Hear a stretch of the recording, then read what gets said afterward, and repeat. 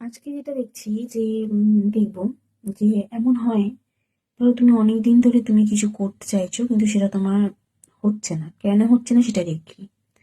আমাকে অবশ্যই ফলো করো, পাশে থাকো, লাইক কমেন্ট শেয়ার করতে কিন্তু ভুলো না। আর যখনই তুমি এই মুহূর্তে যদি এই ভিডিওটা দেখে থাকো তাহলে অবশ্যই কিন্তু ইউনিভার্স তোমাকে এটা মেসেজ দিচ্ছে। তো চলো দেখি এখানে ফার্স্ট কার্ড কি আসে, সেকেন্ড কার্ড কি আসে, থার্ড কার্ড কি আসে।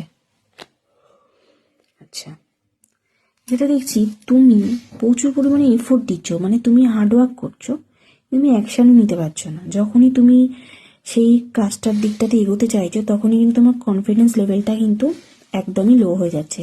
সেই মুহূর্তে কিন্তু তুমি বসে যাচ্ছ, আর তোমার সেই জায়গায় মনোযোগ থাকছে না, ফোকাস থাকছে না, সব কিন্তু সরে যাচ্ছে।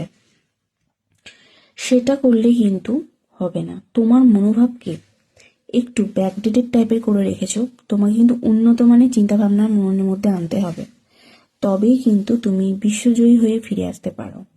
নাহলে কিন্তু খুব প্রবলেম, কারণ তুমি এক জায়গায় দাঁড়িয়ে গেছো, তোমার মধ্যে কোনো মুভমেন্ট নেই। তোমাকে ইউনিভার্স এটাই বলছে তুমি অবশ্যই হার্ডওয়ার্ক করছো, যথেষ্ট পরিমাণে তুমি নিজের লাইফকে এগিয়ে নেওয়ার জন্য অনেক হার্ডওয়ার্ক করছো, কিন্তু সেই হার্ডওয়ার্কটা যে করছো সেটা কিন্তু তুমি ঠিক জায়গায় কাজেই লাগাতে পারছো না, এক জায়গায় দাঁড়িয়ে যাচ্ছ।